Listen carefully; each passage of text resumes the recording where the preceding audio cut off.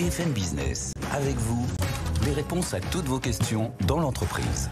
Sandra Gandoin. C'est exactement cela, les réponses à toutes vos questions dans le monde de l'entreprise et même plus largement le monde du travail. Vous nous les posez à cette adresse, Sofiane. Avec vous à bfmbusiness.fr. Et sur nos réseaux sociaux, on est en live évidemment sur LinkedIn, sur YouTube. On a nos experts qui sont en place, qui sont prêts à vous répondre. Bonjour Marion Brook, créatrice du cabinet Atorus Exécutif, notre experte en recrutement. Philippe Fourquet est à vos côtés, président de 60 000 rebonds. Le rebond après l'échec, on aime bien dire, c'est bien ça, hein? Oui, Sandra. Ouais, c'est la bonne Sandra. formule. Bonjour.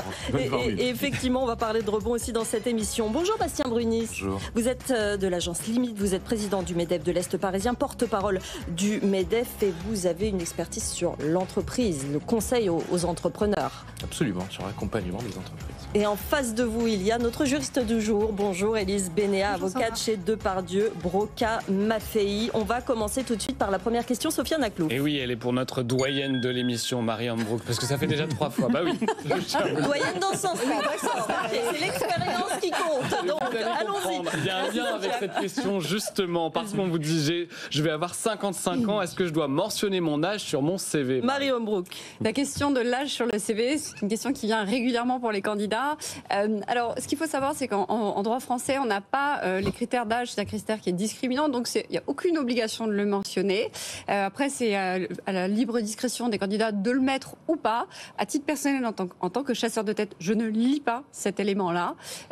Donc Mais vous le voyez quand même. On le voit, et de toute façon, je vais vous dire, on ne va pas mentir au futur employeur, puisque on peut remonter votre âge avec vos expériences. Et s'il y a rencontre derrière, ça va très vite se savoir. C'est ça. On est d'accord. C'est pareil, hein, quand vous mettez une photo de vous à 18 ans et que vous arrivez, vous en avez 50, ça se voit. Effectivement, Bastien, votre avis sur cette question? Ouais, je pense que c'est plutôt l'avis du recruteur. Oui. C'est vrai que l'âge est un élément important, surtout quand on va chercher à compléter le profil d'une équipe où on aurait trop de juniors ou trop de seniors. Bah oui, on va plutôt aller regarder ce qui nous manque. Donc, c'est oui, ça aussi, l'âge est effectivement. important. Ça dépend effectivement des besoins de l'entreprise. Sofiane. Et j'ai envie de vous dire à l'inverse, quand on est jeune, qu'on n'a pas beaucoup d'expérience et qu'on ne veut pas insister sur le fait qu'on est vraiment très jeune et qu'il ne faudrait pas que ce soit discriminant, on le met pas? Marie? Moi, je vais vous dire, c'est un principe de transparence. On vous recrute pour qui vous êtes. Donc, il y a un moment, si ça ne marche pas, ça ne sert à rien de forcer, ça ne sert à rien de tordre la vérité.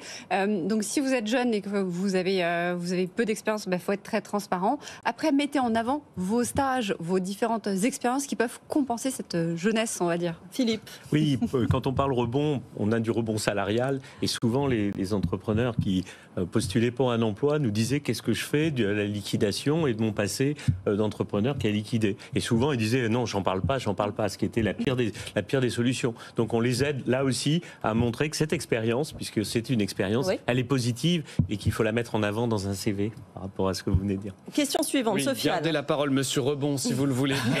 Avec cette question, Pierre de Marseille qui nous dit: j'étais boulanger, je viens de fermer, je m'étais porté caution de l'emprunt souscrit pour acheter la boulangerie. Je n'ai pas de nouvelles de la banque, que dois-je faire? Alors, certainement pas l'autruche, parce que la banque, elle n'oubliera pas le montant de la caution. Alors il y a un point qui est quand même très important à signaler.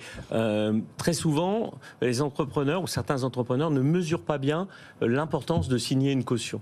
Quand on signe une caution pour garantir un emprunt pour son entreprise, on mélange la partie professionnelle, l'entreprise, et son patrimoine personnel. Oui. Et ça va vous suivre très longtemps. Et moi qui accompagne au sein de 60 000 rebonds des entrepreneurs qui essayent de rebondir, c'est un élément très pénalisant pour eux. Donc ce qu'il faut, c'est qu'ils se rapprochent de sa banque pour répondre à la question, et qu'ils voient avec la banque quel moratoire il peut mettre en place en fonction de ses revenus. Si jamais il n'avait pas suffisamment de revenus, il peut saisir une commission qu'on appelle la commission de surendettement de la Banque de France. Si à titre personnel, il est trop endetté et qu'il ne pourra pas rembourser, et là on trouvera un moratoire pour le mettre en place. Donc, voilà. Élise, effectivement, peut-être que ces obligations-là, juridiques en l'occurrence, ne sont pas assez connues de ceux qui s'engagent. Oui, clairement. En plus, ça fait plutôt peur parce qu'on est dans une situation où on est parfois un peu en mode panique. Donc, oui, il y a probablement un problème d'information et de diffusion de l'information sur ce qu'il faut faire, sur les droits et notamment, effectivement, la commission de surendettement. Ça peut permettre quand même de souffler un peu et de mettre un échéancier en place. Et surtout, parfois, certaines dettes sont éteintes, en fait, grâce à au surendettement. Donc, Sofiane. Monsieur Entreprise, Bastien Bruni, nous avons une question pour vous. Nous avons découvert que l'un de nos salariés n'avait pas de titre de séjour. Nous ne souhaitons pas nous séparer de lui, bien au contraire. Alors que devons-nous faire? Bastien. Alors effectivement, beaucoup d'entreprises, ça touche particulièrement certains secteurs, de bonne foi engagent des salariés dont ils finissent par découvrir qu'ils n'ont pas de papier. Et surtout dans un contexte de pénurie de main-d'œuvre, c'est difficile de se dire bon, j'arrête, je suis obligé de suspendre son contrat de travail. Donc il y a trop de cas de figure pour que je les détaille maintenant, mais le plus simple généralement c'est se rapprocher de son organisation patronale ou de sa fédération professionnelle, je pense aux entreprises du bâtiment, de la restauration, pour se faire accompagner. Et généralement ça finit sur le bureau du préfet et on peut obtenir, quand on est de bonne foi et que ça se passe bien, l'employeur est souvent le tiers de confiance par lequel le salarié acquiert son... Pourtant, juridiquement, Élise, assez vite, quand on intègre une entreprise, on a des papiers à fournir. Oui. Oui, mais il y a toujours des brèches. Après, il y a aussi des papiers qui sont valables au moment de l'embauche et puis qui doivent être renouvelés et qui ne sont pas forcément dans les temps, pas forcément parce que la personne n'a pas été diligente, souvent parce que on a des services administratifs qui sont un peu lents et entre le moment où on dépose sa demande et le moment où on obtient un renouvellement ou un titre de séjour, il peut se passer beaucoup de temps. Donc l'accompagnement de l'employeur, effectivement, est essentiel pour ce type de problématique, clairement. Ouais. Sofiane.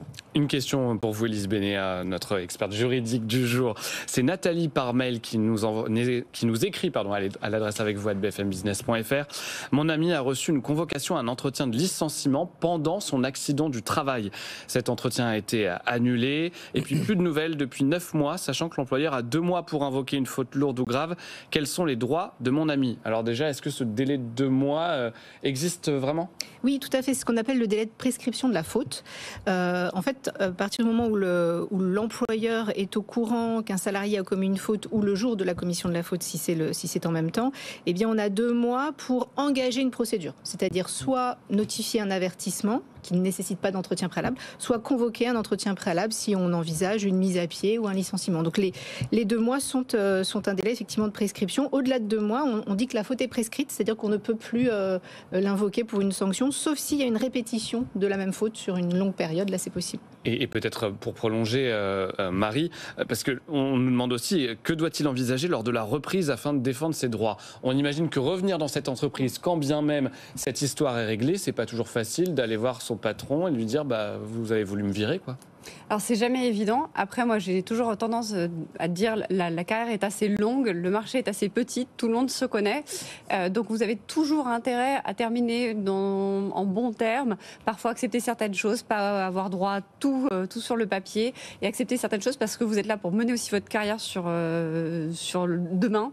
Et si vous vous fâchez trop fortement avec certains de vos employeurs, ça va être plus compliqué le jour où il faudra faire des prises de référence, sera plus compliqué sur le lendemain. Élise? Et c'est réciproque parce que c'est aussi dans l'intérêt d'un employeur que de permettre une sortie par le haut de ses salariés parce qu'après derrière ça on parle, il y a une notoriété aussi de certaines structures à maintenir, donc oui, c'est réciproque. On a beaucoup débattu de l'intérêt de l'entreprise face à l'intérêt du salarié hier. Ça a vraiment été un débat fort sur notre plateau. Ne commencez pas tout de suite, mais enfin c'est vrai que c'est un sujet très intéressant parce que vraiment les visions ne sont pas du tout les mêmes. Vous continuez à nous poser vos questions et à nous donner vos réactions sur les sujets du jour à notre adresse, Sofiane. Avec vous à bfmbusiness.fr. Puis si vous avez manqué l'émission d'hier, elle est en podcast, en replay. Et puis on a fait une petite vidéo d'ailleurs sur Instagram et sur tous les réseaux sociaux de l'émission. Vous pouvez revoir ce débat qui était passionnant et agité quand même. Voilà, il y a plein de sujets évidemment. Et on continue cette émission tout de suite.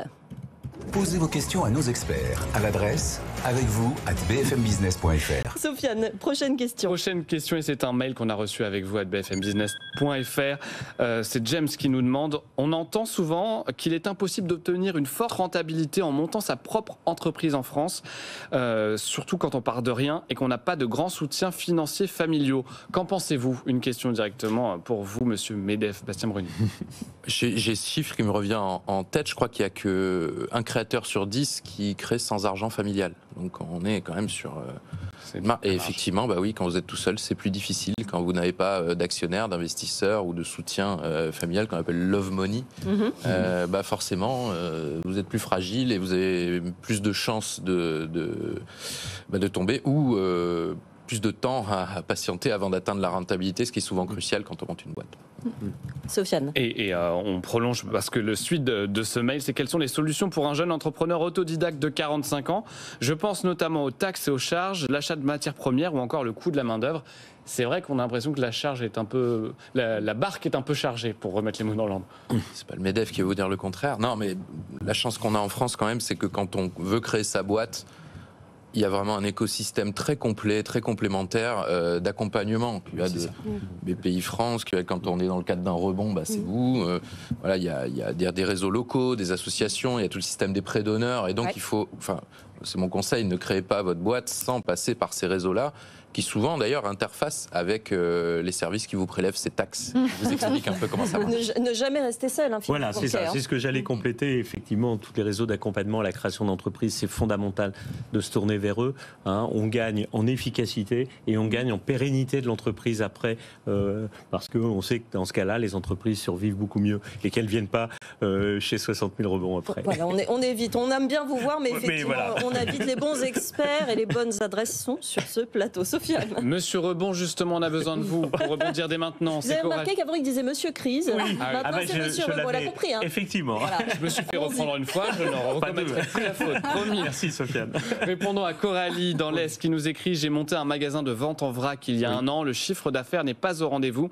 La trésorerie fond à vitesse grand V. Que faire? Philippe. Et donc là, effectivement, un premier point qui est essentiel, c'est quand on est comme ça dans ces premières difficultés que l'on rencontre, notamment avec des premières difficultés de trésorerie, c'est réagir tout de suite, se faire accompagner tout de suite. Se faire accompagner, les chambres de commerce ou les chambres des métiers ont des structures qui permettent d'accompagner les entrepreneurs.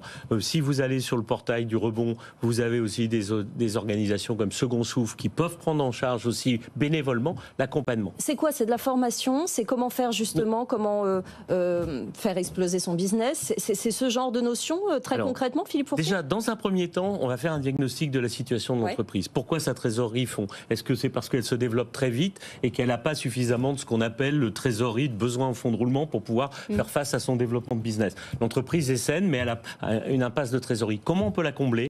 Avec qui? Quelle discussion avec le banquier? Concrètement, comment on peut mettre en place un plan pour sauver la boîte? Et le plus tôt on le fait, trop souvent, les structures qui accompagnent les entreprises en difficulté nous disent qu'ils sont venus malheureusement trop tard. Donc s'il y a un conseil pour vos auditeurs, le plus tôt possible, c'est le mieux. C'est pas facile, parce que l'entrepreneur, dans l'âme, il n'a pas forcément l'idée de se faire accompagner. Il s'est toujours débrouillé tout seul, il a souvent créé sa boîte tout seul, et de dire à un moment il faut taper à une porte, c'est pas simple. Mais faites-le. Bastien. Non, mais c'est vrai, ça me donne l'occasion de rappeler que être chef d'entreprise, c'est hyper dur. C'est avoir des difficultés tous les jours. Donc, et c'est pas facile d'avoir la lucidité de discriminer ce qui relève de la difficulté quotidienne et qui est propre au quotidien du chef d'entreprise. Et on résout les problèmes les uns après les autres de la difficulté potentiellement mortelle. Et donc Philippe a l'occasion de rappeler que il faut avoir un avocat. Il faut avoir un expert comptable.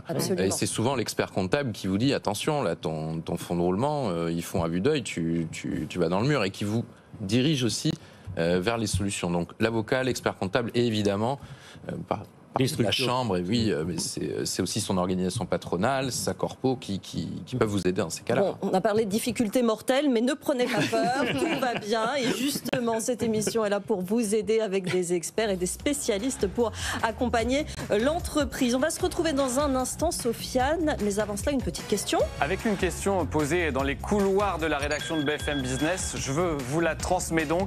Ai-je le droit de contacter les anciens employeurs d'un candidat sans le prévenir? Ça a fait débat, tout le monde n'était pas d'accord, on a besoin d'un point de droit très concret. On posera donc la question dans un instant à nos experts. Et voilà, et on se retrouve dans un instant avec vous à bfmbusiness.fr. On est en live sur nos réseaux sociaux, nos experts attendent vos questions, vos réactions. À tout de suite. BFM Business, avec vous, les réponses à toutes vos questions dans l'entreprise. Sandra Gandoin. Et je ne vous cache pas que dans cette émission aujourd'hui, depuis que Sofiane a dit que Marion Brook était la doyenne de ce plateau, l'ambiance est légèrement refroidie. Bon, on va essayer de continuer malgré tout. On va revenir sur cette question que vous posiez juste avant la pub. Avant de me faire licencier, ai-je le droit de contacter les anciens employeurs d'un candidat sans le prévenir? C'est la question qu'on se posait entre nous dans la rédaction. Et donc on aimerait avoir la réponse. Peut-être Élise sur l'aspect juridique. Élise. Oui, alors il y a pas forcément, le débat n'est pas forcément tranché. L'idée, c'est quand même normalement d'obtenir les coordonnées par le candidat qu'on reçoit, qui d'ailleurs va donner le nom et les coordonnées des personnes à contacter. Ce sont pas forcément il n'apparaît pas de personne sur les CV généralement. Donc pour contacter quelqu'un, déjà en pratique, il faut bien que le candidat donne les noms, et en principe, on le prévient et on lui dit qu'on envisage de contacter un tel ou un tel. Donc oui, il faut prévenir en principe. Marion Brook. Moi, je rejoins tout à fait Élise.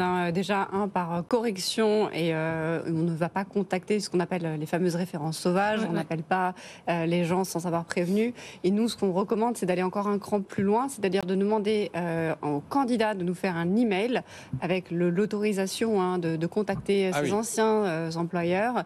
Et encore plus loin, moi, je demande au candidat d'avoir contacté l'employeur et j'attends son accord avant de le faire, pour pas qu'il y ait de surprise et pour que le décor soit clair, pour pas faire de bourde aussi. Mais est-ce que ça, on comprend bien l'aspect de respect du candidat, etc. Mais est-ce que parfois il n'y a pas un peu d'informel, surtout dans les petits milieux, de se dire je vais envoyer un texto, je connais l'ancien employeur d'eux, et puis je vais le faire. Ça porte pas à grandes conséquences. En tout cas, c'est ce qu'on peut se dire quand on est recruteur. Marie, on reste des humains. Il y a toujours du off. Je veux dire, il y a toujours quelqu'un qui se retrouve à déjeuner. On se connaît tous, à un moment, on est sur des milieux qui sont tellement courts, donc on reste des humains. Donc je ne peux pas vous dire non, formellement non. Par contre, nous, en tant que chasseurs de tête, nous n'allons pas faire une référence de ce type-là. Non, on ne le fera pas parce que on doit ce respect vis-à-vis du candidat et vis-à-vis de nos clients. Élise. Oui, puis il y a quand même un sujet, parce que la personne qui postule est généralement en poste, n'a pas forcément encore annoncé son départ, parce que l'idée c'est de ne pas, c'est d'enchaîner des emplois, donc se pose la question quand même de contacter des anciens employeurs, pas forcément celui qui est en cours, mais le précédent. Si c'est un petit milieu, l'employeur en cours peut être informé, donc il y a quand même un problème à le faire sans prévenir. Quand la personne est en poste. On a des réactions sur LinkedIn, notamment. Sofiane. Notamment Hervé qui vous écrit, Philippe Fourquet, pour réagir à l'histoire de Pierre de Marseille, boulanger, qui vient de fermer et qui s'était porté caution et qui n'a pas de nouvelles de la banque. Hervé nous dit: les risques découlant des cautions sont connus, mais les banques ne vous laissent pas le choix. Philippe Fourquet. Alors oui, effectivement, on ne peut pas refuser dans certaines situations, quand l'entreprise est vraiment acculée et qu'elle a besoin de cet emprunt ou de cette trésorerie complémentaire. C'est compliqué, le rapport de force, il est plutôt en faveur de la banque qui exige la caution pour délivrer l'argent. Mais parfois, il peut exister quand même d'autres solutions qui ont moins d'impact. On peut mettre en place, il y a des systèmes de caution solidaire, comment on appelle ça, c'est d'assurance caution, pardon. Il existe des assurances caution et les banques parfois n'en parlent pas, mais elles peuvent mettre en place une assurance caution. Donc vous payez une prime et c'est le fonds de caution, le fonds d'assurance qui pourra couvrir le sujet.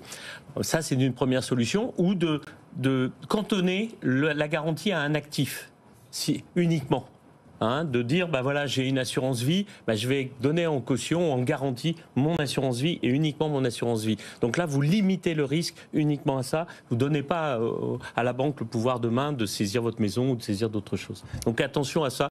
Le rapport de force, je le comprends, est malheureusement souvent, dans ces circonstances-là, en faveur de la banque. Sofiane. Une question pour notre jeune experte en recrutement, Marion Brook. Essayez de vous rattraper, Sofiane. Je vois bien. Je termine un processus de recrutement. Il reste 2 candidats dans la shortlist que je n'arrive pas à départager. Les 2 sont top. Comment faire un choix? Marion Brook. On va rebondir sur la question qu'on a eue juste avant. La première chose, vous pouvez faire des références, donc prendre des références auprès d'anciens employeurs. Et on peut aller même plus loin, c'est un poste avec du management, aussi faire des références auprès des anciens N-1, c'est-à-dire des gens qu'ils ont managés. Ça vous donne une vision à 360 de la personnalité. Autre suggestion qu'on peut faire, c'est une société qui s'appelle Alan qui fait ça. On fait une journée dans l'entreprise. Et quand vous avez ces deux candidats, vous les mettez un jour, vous faites un vie ma vie, on va dire ça comme ça, un duo days, et vous voyez comment la personne se comporte. Et il y a beaucoup de choses qu'on ne peut pas dire en une journée, mais il y a un moment, en une heure, mais il y a un moment sur une journée, vous ne pouvez pas tout contrôler. Donc avoir une personne, si vous pouvez financièrement le faire et en termes de temps, c'est une super... C'est pour vérifier quoi ça? C'est pour vérifier les compétences pratiques derrière l'ordinateur, ou est-ce que c'est pour voir si plutôt la personne est sympa dans le fond? Vous savez, à un moment, quand on a validé l'aspect technique, l'aspect comportemental, la vraie question qu'on va se poser, c'est est-ce que j'ai envie de travailler avec cette personne 6-10 heures par jour? Ça passe par là, évidemment. Cette journée, elle peut être essentielle, effectivement, ce duo days dont vous parlez, Marie. Oui, c'est vraiment ça, c'est savoir est-ce que j'ai envie ou pas de travailler avec elle. Bastien, vous vouliez réagir? Ouais, pour prolonger ce qu'a dit Marie, effectivement, porter seule la décision d'un recrutement, c'est augmenter les chances de faire un mauvais recrutement, ce qu'on fait tous régulièrement. C'est peut-être aussi associer l'équipe à cette décision-là. Dans le cas où il faut départager deux candidats qui sont top, comme on dit, je sais que dans ma boîte, on associe les gens avec qui ils vont travailler. Surtout, on est le chef d'entreprise, c'est pas nous qui allons travailler au quotidien avec la personne. Donc, ça peut être un moyen de faciliter l'intégration aussi. Sofiane, vous on nous garde tous les deux. On est d'accord, on nous sépare pas. Jusqu'à maintenant, ça va. Voilà. Non, c'est bon. Pour le moment, c'est bon, Sofiane. Vous continuez à réagir et à nous poser vos questions sur BFM Business. Nos experts de l'entreprise sont avec vous. Sofiane. Une question juridique pour vous, Élise. C'est Fabien qui nous écrit à l'adresse avec vous @bfmbusiness.fr. Un licenciement peut-il prendre effet juste après une mise à pied? Alors oui, si cette mise à pied s'appelle une mise à pied conservatoire, à ne pas confondre avec la mise à pied disciplinaire. La mise à pied disciplinaire, c'est la sanction en tant que telle. C'est comme un avertissement ou un licenciement, c'est la sanction. La mise à pied conservatoire, c'est une sorte de décision qui consiste à extraire un salarié qu'on soupçonne d'avoir commis une faute grave ou une faute lourde et de lui dire vous restez à votre domicile le temps qu'on mène la procédure de licenciement, on vérifie si ce qu'on a appris est vraiment réel et constitue une faute grave, on vous reçoit en entretien et on prend la décision. Donc, ça, c'est la mise à pied conservatoire qui permet d'exclure un salarié provisoirement dans l'attente de la procédure de licenciement et de la décision qui est prise. Donc, il n'y a pas de jour exact, il n'y a pas un délai, il n'y a pas 10 jours ou 12 jours conservatoires avant de... Non, l'idée, c'est d'être rapide et efficace, parce qu'on ne va pas laisser quelqu'un, quand bien même c'est une personne qui a commis une faute grave, on ne va pas laisser la personne sans travail et sans rémunération longtemps. Donc, il faut être rapide, mais il n'y a pas de délai maximum, non. Sofiane. Une question pour vous, Bastien Brunis, c'est Nourdine qui nous écrit par mail. Le MEDEF prendra-t-il une place plus importante sur les sujets numériques parce qu'il manque encore de grands champions français et européens? Que peut faire le MEDEF en complément des acteurs comme la French Tech, etc. Bastien. Question très précise. Le MEDEF fait déjà énormément sur le numérique depuis très longtemps. On a au MEDEF les plus grands acteurs du numérique qui sont dans la fédération Syntex et Numéum pour les plus connus. Donc ça regroupe évidemment les champions français qui sont très nombreux, on ne le dit pas assez. Voilà, donc mais sont-ils assez connus? Alors est-ce que le travail c'est les faire connaître? Non, mais le grand défi qu'on a tous, et au MEDEF c'est une de nos priorités, c'est l'IA. La régulation de l'IA, la gestion par le risque et évidemment faciliter l'émergence de grands champions français. On a la chance d'avoir des talents, notamment des mathématiciens, mais aussi des entrepreneurs qui ont monté des boîtes vraiment remarquables, donc il faut faire la promotion. C'est une forme d'éducation à l'ensemble des secteurs, et notamment aux plus petites entreprises qui ne sont pas forcément conscientes des dangers dont on parle beaucoup, mais nous on pense aussi des opportunités que ça représente. Donc je pense qu'à travers les sujets sur l'IA, on va pouvoir peut-être mieux faire voir à Nourdine que le MEDEF est déjà très engagé sur le numérique. Sofiane. On ouvre notre question du jour. Avez-vous le 06 de votre patron? C'est la question qu'on se posait. Vous avez été nombreux à réagir. On verra les résultats dans un instant. Et quelques réactions sur les réseaux sociaux à cette question. Et Léa, qui est CPE, en reconversion, nous dit sur LinkedIn, c'est mon supérieur hiérarchique, donc évidemment oui. En revanche, mon équipe a mon numéro de téléphone, mais pas celui du chef. On imagine que c'est assez fréquent. Anne-Sophie, qui est contrôleur de gestion dans de petites structures, il est toujours préférable de l'avoir, car la communication se fait en direct. Et puis Jérôme, technicien médical, qui dit non, je n'ai pas son 06, j'ai son 07. Merci. Beaucoup de réactions. Marie, Bastien, une réaction à ça? Est-ce qu'il faut être si proche que cela finalement de son grand patron? Pour moi, tout va dépendre de la taille de l'entreprise. Ouais. Évidemment, quand vous êtes dans une entreprise où il y a moins de 50 salariés, ça a un sens puisque le cycle des décisions sont courts, la proximité avec sa direction est importante. Quand vous êtes dans une entreprise du CAC 40, plus compliqué d'avoir son numéro. Après, ça dépend de votre position. Si vous êtes dans le COMEX, évidemment, ça peut avoir un sens. Donc, voilà, ça va vraiment, pour moi, le point de bascule, ça va être la taille de l'entreprise et les fonctions que vous occupez au sein de l'entreprise. Bastien? Oui, j'ai le 06 de Patrick Martin, mais je ne le donne pas à tout le monde. Non, je pense que c'est aussi à voir avec le style de chacun. Effectivement, la taille de l'entreprise, sa culture d'entreprise. Je connais des patrons qui ont des centaines de salariés, ils retiennent tous les prénoms et c'est très important pour eux de rester accessibles. Il y en a d'autres qui préfèrent, au contraire, ne pas s'exposer. Enfin, on touche aussi au droit à la déconnexion, parce que l'inverse est vrai. Est-ce que le patron a besoin d'avoir le portable de tout le monde ? C'est la question qu'on se posait hier. Le patron d'Adidas qui l'a donné à 60 000 de ses salariés, on a appris qu'il recevait en moyenne 200 messages par semaine depuis qu'il l'a donné.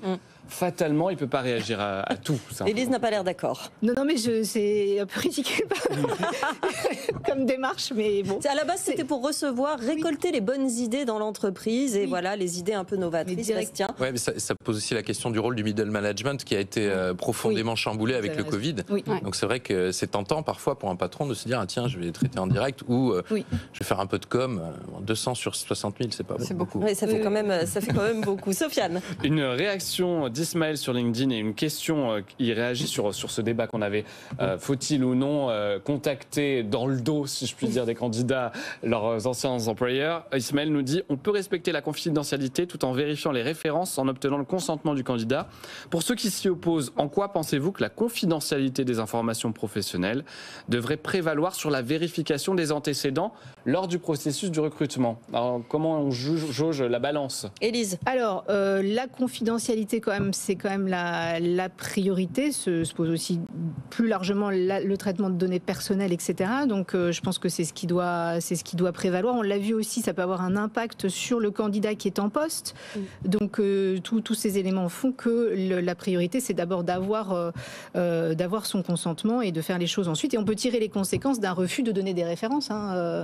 Ça dit quelque chose du candidat. Soit il l'explique clairement en disant qu'il est en poste et que ça poserait difficulté parce qu'il n'a pas encore annoncé son départ, soit il ne sait pas l'expliquer et donc on comprend qu'il ne veut pas qu'on contacte ses précédents employeurs. Donc c'est un sujet. Ça vous effraie, vous, Marie, si quelqu'un vous dit ça, je ne veux pas vous donner les références, vous comprenez, c'est compliqué? Alors, ça va être deux cas différents. Le premier, je ne veux pas donner mes références parce que je suis en poste. Dans ce cas-là, pas de problème, nous l'indiquons au futur employeur et une fois que la personne a quitté l'entreprise, nous faisons des références dans un deuxième temps, c'est le temps de la période d'essai. Donc ça c'est le premier point. Après il y a le deuxième élément où nous on rencontre des candidats qui peuvent être dans un contexte, par exemple, ils sont au prud'homme avec leur dernier employeur. Évidemment, c'est délicat. Tout s'explique. Ce qui est important, et encore une fois, c'est de la transparence. Si le candidat nous dit clairement, voilà ma difficulté, je ne peux pas vous donner mon dernier employeur, mais celui d'avant, ou alors une autre personne, est-ce que ça peut vous suffire comme garantie? Nous, en tous les cas, notre job, c'est d'avoir un maximum d'informations le plus éclairé, le plus transparent possible. Tout ce qu'on disait hier, c'est vraiment la transparence et le plus de communication possible, même dans cet échange-là. Tout s'explique en quelque sorte. En réalité, ce qui se passe, c'est qu'on est des humains, donc il peut y se passer des choses. L'important, c'est comment vous avez géré cette crise-là, comment vous allez rebondir derrière et comment vous l'expliquez à votre futur employeur. Oui, Philippe, vous êtes d'accord? Donc, effectivement, le recrutement, c'est un contrat de confiance, si on peut dire. Donc, et si on part mal, eh bien, l'avenir est pas rose. Ça peut gréver l'avenir, effectivement. Vous continuez à nous poser nos questions, vos questions, et nos réponses sur BFM Business. Avec vous, retrouvez-nous sur tous nos réseaux sociaux. Oui, nous aussi, on a des questions. Ça arrive. Sofiane. Et le contrat de confiance, c'est de vous répondre jusqu'à 13h avec nos experts. Belvina qui nous écrit avec vous à bfmbusiness.fr. Une question pour vous, Élise Bénéat. Une alternante a-t-elle le droit au congé maternité? Oui, bien sûr. Il n'y a pas de sujet à partir de. En plus, c'est un domaine dans lequel il y a des protections qui sont en place. Donc oui. Et le même type de. Elle est assimilée salariée, c'est ça que ça veut dire au sein de l'entreprise? Ouais. D'accord. Eh ben voilà. Vous avez la réponse. Nouvelle question pour Philippe Fourquet, si vous le voulez bien. Face aux difficultés que rencontre ma société, des amis m'ont dit qu'il existait des procédures amiables avant d'aller déposer le bilan. C'est vrai? Alors oui, effectivement, on a un droit. Alors je vais faire attention parce que j'ai des juristes. Vous parlez sous le contrôle des juges. Attention. On a un droit des procédures collectives qui est intéressant en France, qui est un droit assez performant, avec des procédures amiables et des procédures collectives judiciaires. Alors les procédures amiables, on a 2 procédures amiables, le mandat ad hoc et puis la conciliation. Mais attention, pour bénéficier de ces 2 procédures-là, il ne faut pas être en cessation de paiement. C'est-à-dire qu'il ne faut pas être à un niveau de difficulté tel que l'entreprise ne peut plus payer ses fournisseurs, ne peut plus faire face à ses engagements.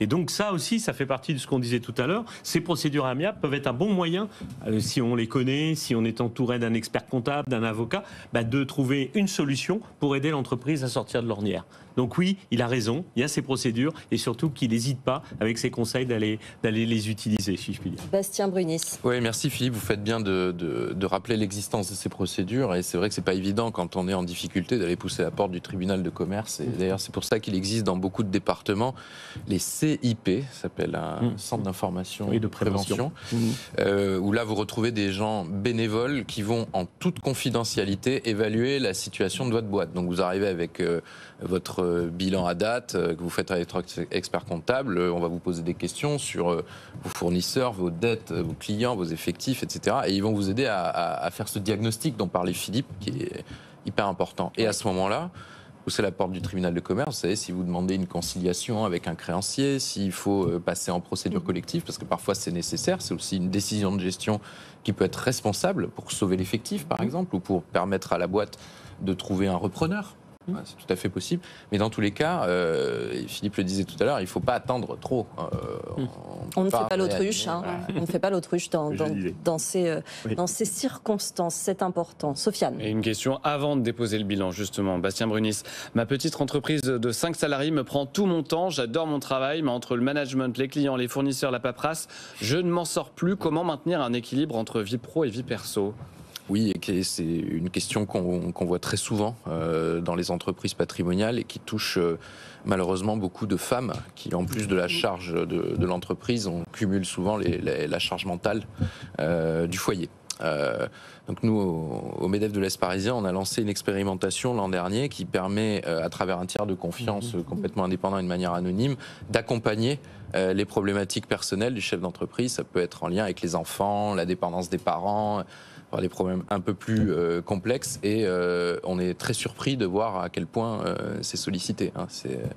Particulièrement par les femmes, vous disiez ça concerne, c'est vrai que de mon expérience empirique sur le terrain, notamment pendant le Covid, c'est vrai que c'est souvent des femmes qui en plus d'élever leurs enfants, souvent grands, qui sont étudiants, qui ont des besoins, se retrouvent avec les parents qui entrent dans la dépendance et la boîte qui ne va pas tous les jours bien. Donc c'est une problématique très complexe que les salariés prennent à travers le prisme de l'équilibre vie pro, vie perso, mais ça concerne aussi les chefs d'entreprise. Philippe ? Oui, chez 60 000 rebonds, on le constate. On a malheureusement une progression du nombre de femmes accompagnées.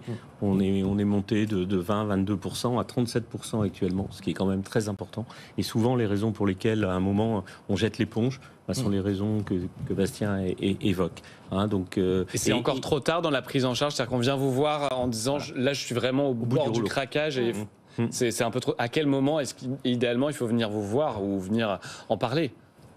Et je crois qu'il est préférable au tout début, même si... Alors, c'est facile à dire dans un plateau de TV, et comme le disait Bastien, le quotidien souvent l'emporte et fait qu'on est la tête sous l'eau, et comme on est la tête sous l'eau, on ne pense pas à s'arrêter. Mais déjà, de contacter quelqu'un et d'exposer sa situation à quelqu'un d'autre. Ça peut être un autre entrepreneur, un père, et c'est plus facile parfois de pair à pair, de parler de ces sujets-là que d'aller voir une assoce ou d'aller à la CCI ou d'aller à la CMA, à la Chambre des métiers d'artisanat. Donc je pense que ce qui est important, c'est vraiment d'avoir cette capacité à se confier à un de ses pairs. Et là, l'éclairage de la personne extérieure, il va être très très utile. Alors, je sais que c'est facile à dire, mais franchement, si c'est un bon moyen pour sauver la boîte, faites-le. Sofiane. Une question qui va intéresser les internautes, ceux qui passent pas mal de temps sur les réseaux sociaux pour vous, Marie-Anne Brook. Je veux changer d'emploi, mais je ne veux pas communiquer sur LinkedIn parce que j'ai peur que mon employeur le découvre. Y a-t-il une solution cachée, un peu alternative ? Alors c'est un vrai sujet, hein, toujours la balance entre je suis en poste, je recherche et en même temps je veux pas que ça se sache. LinkedIn, c'est un outil. À nous d'être malins et de l'utiliser en notre faveur. LinkedIn, oui, vous pouvez avoir un profil à jour et aussi en profiter pour mettre en valeur l'entreprise dans laquelle vous êtes. Donc c'est un premier élément. Mais aussi, c'est une source incroyable d'informations. Je vais suivre une entreprise qui peut m'intéresser, je vais voir les informations, les actualités de cette entreprise, les personnes qui comptent. Ça me permet de les contacter en direct. C'est le premier élément. Deuxième élément, il y a aussi des informations, il y a des annonces qui sont sur LinkedIn. Donc vous pouvez aussi répondre aux annonces. Après, il y a toujours ce point du est-ce que je me mets mon petit temps. Le badge vert, là, voilà. Je suis à la recherche d'un emploi. On peut peut-être le faire plus discrètement via le mail. En fait, tout est contexte. Si vous êtes en phase et que vous avez annoncé à votre employeur que vous êtes à l'écoute du marché, et je le vois souvent, des gens qui sont au moment de leur négociation de dire si c'est comme ça, clac, je mets mon petit badge vert. Oui. Je pense que tout était question de comment vous positionnez par rapport à votre entreprise actuelle. Mais clairement, vous avez aussi des moyens d'être un peu plus discret et on comprend avec certains mots, certaines accroches dans la présentation de la candidature que la personne est à l'écoute. Voilà, vous n'êtes pas obligé de mettre tout de suite sur vos publications votre CV, ce sera un petit peu trop clair. Bastien ? Oui, effectivement, si vous voulez rester discret, il y a la messagerie sur LinkedIn qui est très bien et qui permet, un recruteur le comprendra tout à fait. Donc j'écris quoi ? Je suis curieux et toujours à la recherche de nouvelles opportunités dans ma biographie pour essayer d'être un peu filou. Alors oui, l'approche c'est je viens de mettre ça dans cette entreprise en place. Aujourd'hui, je suis toujours ouvert pour rencontrer de nouvelles personnes. Et quand la personne nous contacte, souvent c'est voilà, je vous ai vu sur BFM. C'est intéressant, j'aimerais moi aussi me repositionner sur le marché. Toujours cette approche un peu soft, parce que directement, voilà mon CV, c'est un peu dur. Un peu frontal. C'est un peu frontal. Donc une petite phrase qui montre que la personne a aussi un intérêt par rapport à ce qu'on fait, dans le sens où moi je fais que du recrutement pour les fonctions juridiques et RH. Quelqu'un qui me contacte pour des postes dans le supply chain, je n'aurais pas de mandat pour eux, donc ça ne servira à rien de nous contacter. Vous continuez à réagir sur notre antenne, à nous poser vos questions. Nos experts de l'entreprise sont avec vous. On a encore le temps pour quelques 2-3 questions, Sofiane, maximum. Et on a besoin de vous, Élise Bénéat, notre juriste du jour. Je suis dirigeant d'une entreprise de transport de voyageurs. Un de mes conducteurs s'est fait retirer son permis pour excès de vitesse durant le week-end. Il ne peut donc plus travailler. Puis-je le licencier pour faute grave ? Eh bien non. Pas du tout. Très embêtant. Donc ça n'est pas une faute grave. En fait, cette situation, c'est la question de savoir si un événement dans la vie privée d'un salarié, parce qu'il se fait retirer son permis pendant le week-end, donc j'en déduis qu'il était dans le cadre de sa vie privée, ne peut pas avoir d'impact sur sa vie professionnelle. La vie privée est protégée, y compris dans l'entreprise et surtout dans l'entreprise. Donc ça n'est pas une faute. En revanche, ça peut avoir un impact sur l'emploi à partir du moment où il y a un trouble objectif dans le fonctionnement de l'entreprise. En d'autres termes, là, il ne peut plus travailler. Donc ça crée un trouble, puis puisque l'emploi pour lequel il a été embauché, il ne peut plus l'occuper. Donc on va pouvoir le licencier, mais pas pour faute, et donc pas pour faute grave. On le licencie parce qu'il ne peut plus travailler. Donc c'est ce qu'on appelle, nous, en juridique, un motif réel et sérieux, une cause réelle et sérieuse, mais ça n'est pas une sanction, ça n'est pas disciplinaire, donc ce ne sera nécessairement pas une faute grave. Eh ben, un autre cas, je vais essayer de vous piéger là encore, qui va un peu dans le même sens. Je suis ouvrier de chantier dans une entreprise dans le secteur du bâtiment. Puis-je refuser de me soumettre à un contrôle d'alcoolémie ou de stupéfiants ? Et si le contrôle est positif, mon employeur peut-il me sanctionner ? Alors là, oui, parce que du coup, manifestement, ce serait donc une personne qui aurait potentiellement consommer de l'alcool sur son lieu de travail. Donc là, on n'est pas dans un événement qui a lieu dans la vie privée, mais plutôt dans la vie professionnelle. Sachant que c'est un ouvrier qui travaille sur un chantier. Donc là, effectivement, la préservation, la prévention des risques est omniprésente. Donc il est normalement interdit de consommer de l'alcool sur un chantier. Donc s'il refuse de se soumettre à un alcotest, l'employeur peut éventuellement l'obliger à aller voir le médecin du travail, qui peut éventuellement du coup lui faire faire prescrire plutôt une prise de sang, mais tout ça prend du temps. Donc oui, il est possible de sanctionner. L'essentiel dans ce type de configuration, c'est de savoir ce qui a été prévu dans le règlement intérieur, parce que c'est le règlement intérieur qui prévoit tout en matière de consommation d'alcool, la limitation et l'alcotest, la contre-expertise, etc. Bastien Brunis. Alors, merci Sandra, c'est l'occasion de rappeler, et il ne faut surtout pas sur boire. les chantiers, non, mais la sécurité, c'est hyper important. Enfin, c'est un choix personnel peut-être de s'alcooliser ou quoi, mais on engage la vie de ses collègues et parfois c'est dramatique. Donc je le rappelle quand même, hein, attention. Sofiane, une réaction sur les réseaux sociaux. De Jean-Noël sur LinkedIn à nos débats sur faut-il ou non contacter les anciens employeurs. Jean-Noël nous dit un candidat qui ne plaisait pas à l'ancien employeur peut plaire au nouveau. Pour moi, ce processus d'aller demander un avis à l'ancien employeur n'est pas bon car c'est son appréciation, son ressenti et il n'a pas forcément les mêmes besoins que le nouvel employeur. Marie. Alors, je comprends sa remarque. Néanmoins, attention, quand nous faisons des prises de référence, nous faisons des prises de référence objectives. C'est-à-dire que lorsqu'on va être en entretien d'embauche, nous allons poser des questions très précises. Quel était le titre de vos fonctions, votre date d'arrivée, votre date de départ, les missions exercées. Et lorsque nous faisons des prises de référence, nous faisons des références en miroir. Nous reposons exactement les mêmes questions, à savoir quelle était la date d'arrivée de cette personne, les missions qu'elle avait pu exercer. Donc on ne va pas sur le ressenti et la personnalité. Mais c'est vrai qu'on peut se poser la question parce qu'on est dans une position de quitter un job, on n'est pas dans le même état d'esprit, et l'ancien employeur non plus, que le nouveau, où c'est l'attrait de la nouveauté. On ne va pas se cacher qu'il y a quand même cet aspect des choses, Marie. Évidemment, après je vous le dis ça fait plus de 10 ans que je fais ces prises de référence. Le marché est tout petit, c'est rare qu'une personne va descendre en flèche une personne de ses équipes, sauf si c'est vraiment passé quelque chose de grave. Quelqu'un qui a volé de l'argent, etc. Ça, ils vont nous dire, voilà, il y a eu un vrai problème. Mais sinon, on va toujours rester sur les compétences et on va être le plus objectif possible. Voilà, l'objectivité. Faites confiance à ce processus de recrutement. La question du jour, on a les réponses, Sofiane. Oui, parce que l'objectivité, c'est moi et c'est ses résultats. Avez-vous le 06 de votre patron? Eh bien, c'est oui sur LinkedIn à 75%. Mais sur les réseaux sociaux où les jeunes votent un peu plus, regardez sur Instagram, ça descend à 56%. Faut-il y voir une différence générationnelle? Je vous laisse avec ça. Et puis la question de demain à laquelle on va répondre, vous avez 24 heures pour répondre à la question. Les télétravailleurs n'ont aucune passion, aucune créativité. Êtes-vous d'accord avec le patron de L'Oréal? C'est ce qu'il a affirmé au forum de Davos. Il a étrillé ce mode de travail. Il est vital d'être au bureau, pense-t-il. Alors est-ce que vous êtes de cet avis? Vous commentez ça et vous votez jusqu'à demain, midi. On se retrouvera pour en débattre. Oui, et on remercie nos experts. En attendant, Marie Hombroux, créatrice du cabinet Atorus Exécutif, Philippe Fourquet, président de 60 000 rebonds, Bastien Brunis, agence limite, présidente du MEDEF de l'Est parisien et porte-parole du MEDEF, et Élise Bénéat, avocate de chez Depardieu Broca Maffei. Merci à tous les quatre de votre expertise et d'être venus aujourd'hui. On se retrouve demain. Merci. Oui, ça allait pour une 13e. Ça allait pour une 13e, ça s'est très bien passé. Merci beaucoup. Bonne journée sur BFM Business. Avec vous sur BFM Business.